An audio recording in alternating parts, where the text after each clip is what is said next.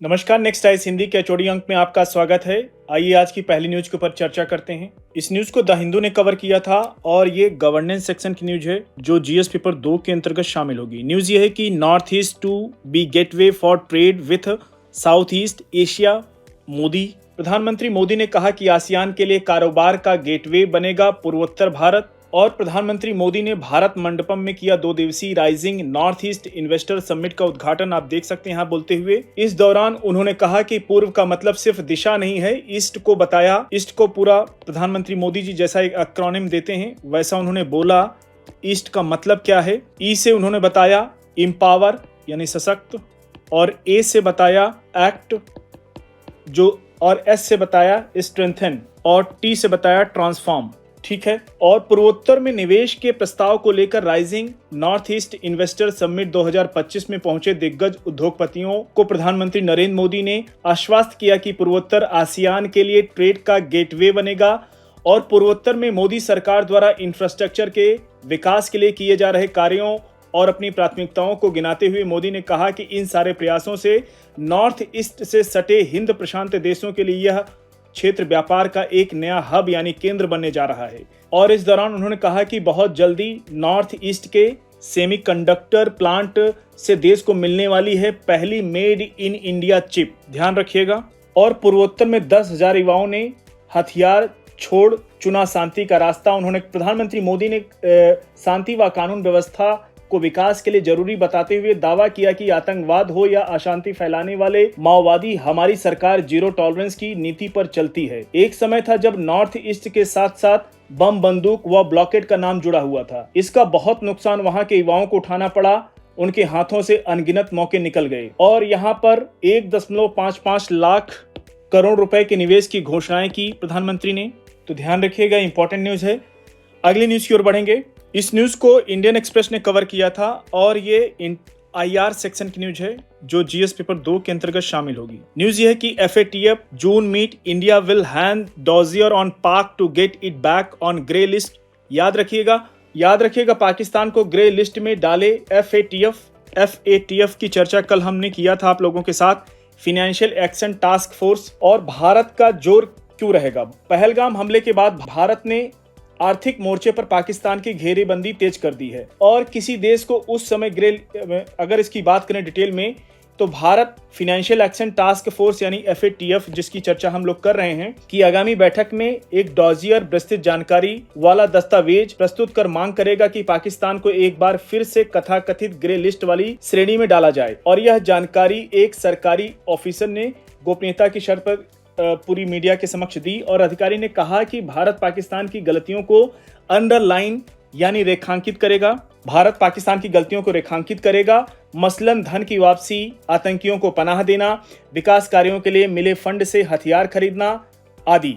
पाकिस्तान अपने वादे के मुताबिक आतंकवाद निरोधक संशोधन विधेयक 2020 जैसे कानून पारित कर पाने में भी नाकाम रहा है और एफएटीएफ द्वारा उसे दोबारा ग्रे लिस्ट में डाला जाना चाहिए। वैश्विक निगरानी संस्था देशों को उस समय ग्रे लिस्ट में डालती है। अगर बात करें कब डालती है एफएटीएफ किसी देश को ग्रे लिस्ट में, क्वेश्चन यूपीएससी पूछ सकता है, तो उस समय ग्रे लिस्ट में डालता है जब उसे उनकी रणनीतिक कमियों का पता चलता है। उदाहरण के लिए अगर बात करें अभी कमजोर मनी लॉन्ड्रिंग विरोधी ढांचा हो, आतंकियों को आर्थिक मदद से निपटने में नाकामी जो कि पाकिस्तान में देखने को मिल रही है। और पाकिस्तान को ग्रे लिस्ट में डालने का परिणाम ये होगा कि वहां पे विदेशी निवेश में कमी आएगी, उच्च उधारी लागत होगी, दूसरे देशों की ओर से कठोर फाइनेंशियल रेगुलेशन यानी वित्तीय नियमन आदि के रूप में सामने आ सकती है।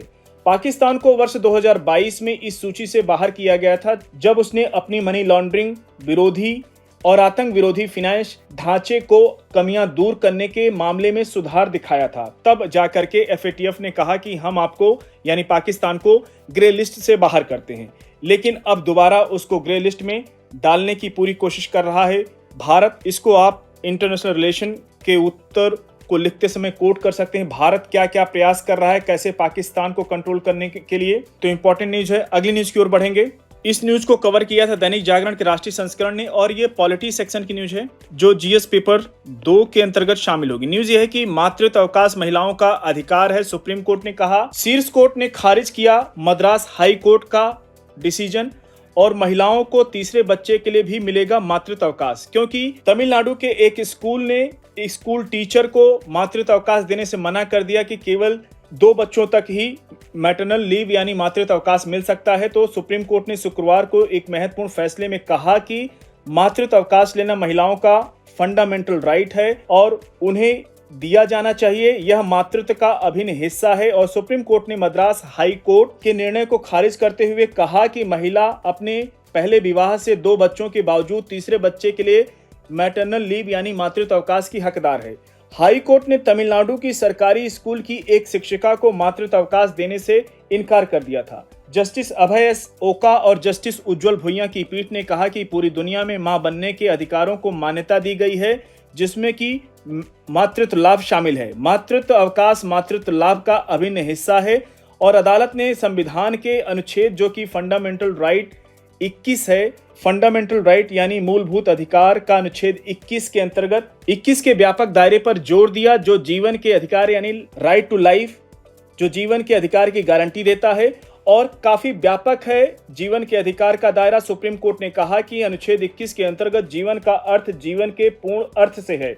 जीवन के अधिकार में स्वास्थ्य का अधिकार, गरिमा के साथ जीने का अधिकार, गोपनीयता का अधिकार शामिल है। अदालत ने अनुच्छेद 42 का भी उल्लेख किया, जो कि डीपीएसपी में जिसका उल्लेख किया गया है, जिसमें कार्य की न्यायपूर्ण और मानवता के अनुकूल परिस्थितियों और मातृत्व राहत के प्रावधान हैं। ठीक है, तो ये इंपॉर्टेंट न्यूज है, इसको कवर कीजिएगा, यूपीएससी क्वेश्चन पूछ सकता है। अगली न्यूज की ओर बढ़ेंगे। इस न्यूज को दैनिक जागरण के राष्ट्रीय संस्करण ने कवर किया था और ये आंतरिक सुरक्षा से जुड़ी हुई न्यूज है। और खास करें तो दैनिक जागरण ने अपने संपादकीय पृष्ठ पर कवर किया था, जो जीएस पेपर 3 के अंतर्गत शामिल होगी और ये इसके ऊपर निबंध भी पूछ सकता है यूपीएससी, इसलिए इस टॉपिक को तैयार कीजिएगा। और ये खात्मे के कगार पर हैं माओवादी, इसको लिखा है आरके विज, जो कि लेखक माओवादियों के खिलाफ चले अभियानों का नेतृत्व करने के साथ छत्तीसगढ़ के ये डीजीपी रहे हैं वहां के। तो इसके ऊपर उन्होंने बहुत अच्छा लिखा है आर्टिकल। उन्होंने कहा कि हाल ही में सुरक्षा बलों ने छत्तीसगढ़ के अबूझमाड़ इलाके में माओवादियों के सबसे बड़े सरगना केशव राव उर्फ बसव राजू सहित कुल 27 माओवादियों को मार गिराया था। ठीक है, और कम्युनिस्ट पार्टी ऑफ इंडिया के राजू का मारा जाना जहां सुरक्षा बलों के लिए महत्वपूर्ण सफलता है, वहीं माओवादियों के लिए एक बड़ा झटका है। अपने संगठन का महासचिव होने के नाते राजू अपनी सुरक्षा के लिए पीपल्स लिबरेशन गुरिल्ला आर्मी की एक टुकड़ी हमेशा अपने साथ रखता था। इसके अलावा वह जहां भी जाता था वहां की माओवादी यूनिट उसकी सुरक्षा में लगी रहती थी। वैसे तो माओवाद के खिलाफ पिछले 1-1.5 वर्ष से सुरक्षा बलों को लगातार बड़ी सफलताएं मिल रही हैं, परंतु हालिया सफलता ने आंतरिक सुरक्षा के लिए एक बड़ा खतरा बने माओवाद से बचे अस्तित्व पर सवालिया निशान लगा दिए हैं। माओवाद के संभावित खात्मे के बीच अतीत के पन्ने पलटे तो वर्ष 1967 के नक्सलबाड़ी आंदोलन के उभार और सरकारों द्वारा वर्ष 1970 तक उसे कंट्रोल करने के बाद जब भाकपा माले के संस्थापक चारू मजूमदार की मृत्यु हुई तो पार्टी कई टुकड़ों में बंट गई। इमरजेंसी यानी आपातकाल में इन सभी पर पाबंदी लगा दी गई और इमरजेंसी हटने के बाद सशस्त्र विद्रोह पर यकीन करने वाले जो नक्सलबाड़ी आंदोलन से प्रेरणा लेते थे, उन्होंने चीन के माओ को अपना प्रेरणा स्रोत मान लिया और वे फिर से ऑर्गेनाइज यानी संगठित होने लगे। तो पूरा अच्छा आर्टिकल है, इसको अच्छे से कवर कीजिएगा। तो साथियों, आज का चौड़ी अंक को यहीं पे समाप्त करते हैं। मिलते हैं नेक्स्ट अंक में कुछ और इंपॉर्टेंट न्यूज के साथ। तब तक जुड़े रहिए नेक्स्ट टाइम्स हिंदी के साथ। धन्यवाद।